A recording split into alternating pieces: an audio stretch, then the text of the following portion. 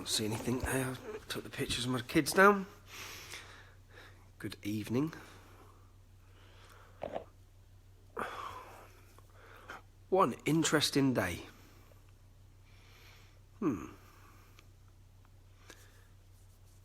I'll wait for a few more people to join on.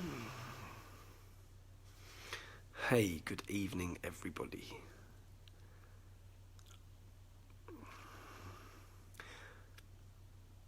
I've had an interesting day today. My day started with a bacon sandwich in a very hipster, very middle class cafe in Cambridge. Cambridge is a beautiful city. A lot of wealth, a lot of money, not many problems, not much crime, not much Islam either, at all really. So that's when my day started. When I was approached by, well, I couldn't work out at first.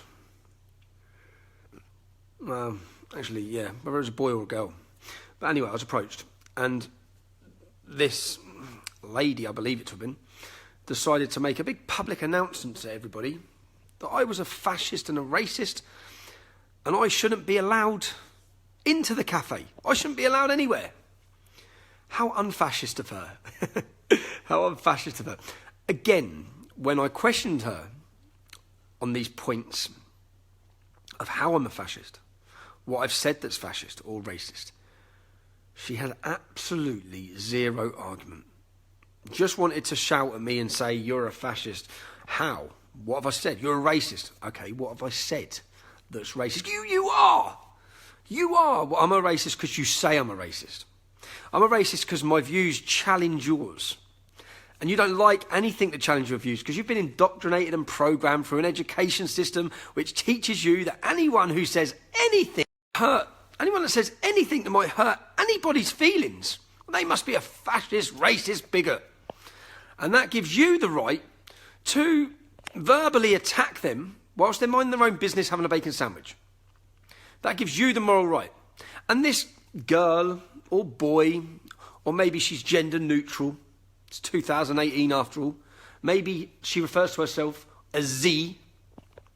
Well, then she went on to swear in front of children in this cafe.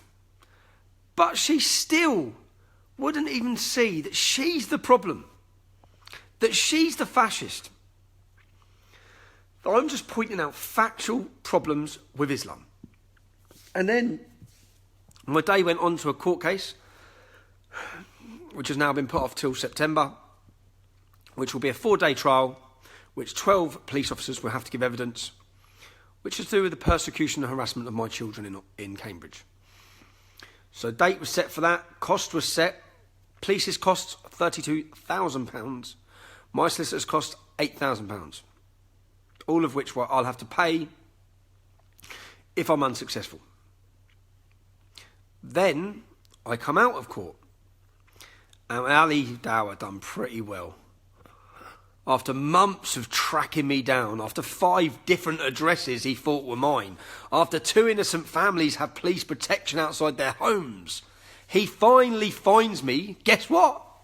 Where I said I'd be. You know, I made it public. This is where I'm going. But I forgot about him, to be honest. I forgot about him, so I wasn't expecting to be there. So his little moment must have been quite fun for him, of waiting around the corner. There he is, let's go, go, go, go. I've had a few of those moments myself. Quite enjoyable. But think about this. So Ali Dawah knows I'm going to be there. He knows he's coming to debate me. He's prepared for this debate. I'm not. I'm strolling out of court after a morning of being harassed by some gender-neutral lunatic in a cafe in Cambridge. I'm strolling out of court, and he has the element of surprise on me. Now, was he prepared? It's like, listen, what he says is, he says, you show me one verse in the Quran, as he says it, one verse in the Quran where it says, kill innocent people, okay? Now, say, for example, if I pick verse 533, where it says, anyone who calls corruption or mischief in the land, must be executed, crucified, have their hands and feet cut off, or exiled from their land. Now his argument would be, it doesn't say innocent. It says, if they've caused corruption or mischief. So they've caused corruption or mischief so they can be killed. Okay, so then we have to look at what corruption or mischief means. Now Ibn Kathir, who is one of the world's most recognised Sunni scholars, which is what Ali Dawah follows. Yeah? Now, I'll put all this onto a video if I have to put it onto a video. If I was sitting down with Ali, I'd have brought all of this with me. Yeah? But Ali was prepared, I wasn't. So Ibn Kathir, and you have tafsirs. So you have where certain people commentate on the Quran. So there'll be certain top Islamic scholars. And a tafsir will be the commentary about that verse. So when you have a verse, you'll then have an expert who will explain what it means. Now, if you read Ibn Kathir's commentary on the Quran, when you get to this exact verse, 533, and he explains what corruption means. Guess what corruption means? Corruption means disbelief in Allah. Every one of you guys. You know, every non-Muslim that doesn't believe in Allah. You know, the innocent people. So yes, it doesn't say innocent. It doesn't say kill innocent people. But obviously, ISIS and Boko Haram and Al-Qaeda and the 60 other Islamic jihadist terrorist organisations in the world find their justification, of course, within the Quran. Which is all I'm saying to, all I've said to Ali. I wrote a book, Why Muslims Kill for Islam. They do kill for Islam. Why? It's a question we all need answering. We all need to know why they're doing it, if we're going to get to the bottom of it. And then I simply put together Islamic scholar after Islamic scholar with evidence, backed evidence, not my opinion, it's evidence, with 500 book notes in the book, bringing you to the Islamic scholars and the resources for where all the information was gathered. So Ali is prepared. He's gone through the book. He's got everything ready.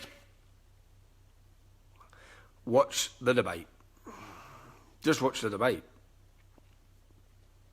So yeah. Oh, man. And that's how it went, basically. It went on the point of me.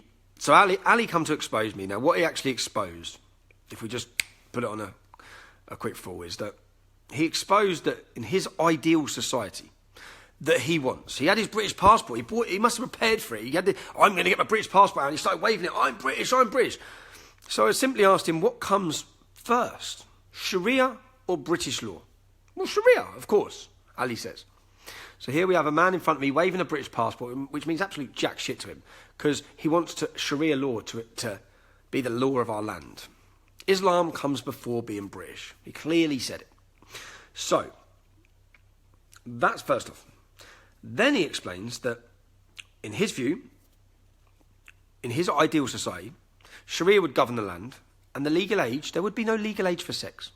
He then goes on to clarify, and yes, 100% admit, that his prophet married Aisha when she was 6, and he raped her when she was 9. And he then goes on to say there's nothing wrong with that. Muhammad did was right. It's okay. She was mature. So then I asked, okay, so under your little law that you want in our land, who decides when someone's mature? So her mum and dad. That's what he says. You know, the same mums and dads who have let 50,000 young British girls have their genitals mutilated. Them same mums and dads. The same mums and dads that believe Muhammad was perfect. You know Muhammad who married a 9-year-old, or had sex with a 9-year-old. Then he went on to confirm that as soon as a child starts puberty, they become an adult. In his view. This is the most moderate Muslim. All that got exposed was actual Islamic views.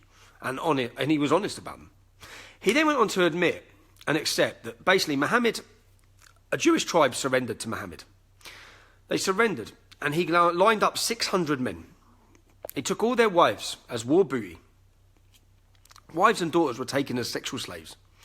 And he beheaded. So there was one called Sophia. And he tortured her dad. He burned his chest. He murdered him. He beheaded her dad. He beheaded her brother. And that night, as I asked him, he married her. So this woman watched her father be beheaded.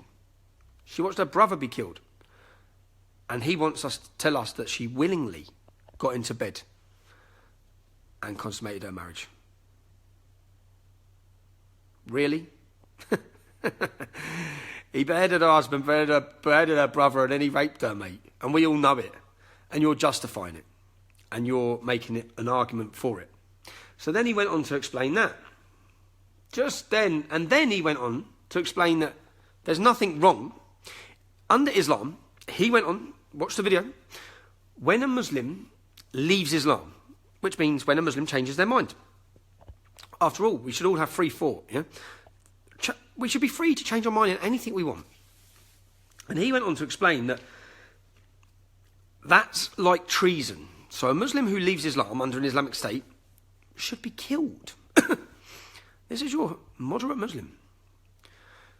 Sex with kids, beheading people and raping their wives that night, okay, all okay. Killing people for free thought, that's okay as well. But Tommy Robinson, you're a fascist extremist. And I'm going to expose you. Oh, mate. Brilliant. Absolutely brilliant. I'm glad. And the thing is, you're right, it would be funny if it wasn't so dangerous. Think about that.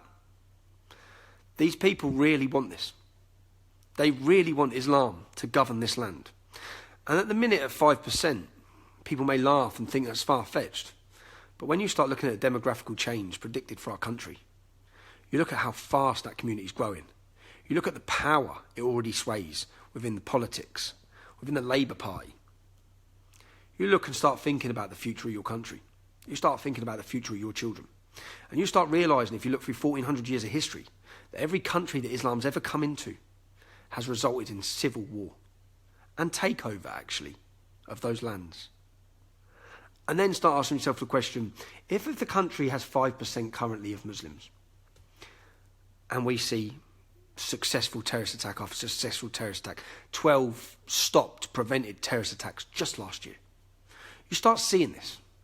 Ask yourself where we're going to be when that population rises to 20%. And then you start looking at the age difference and the demographics of it. And you start realising that when all of our average population are old, and their 20% are young men, like Ali Dawah, who are committed to implementing Islam.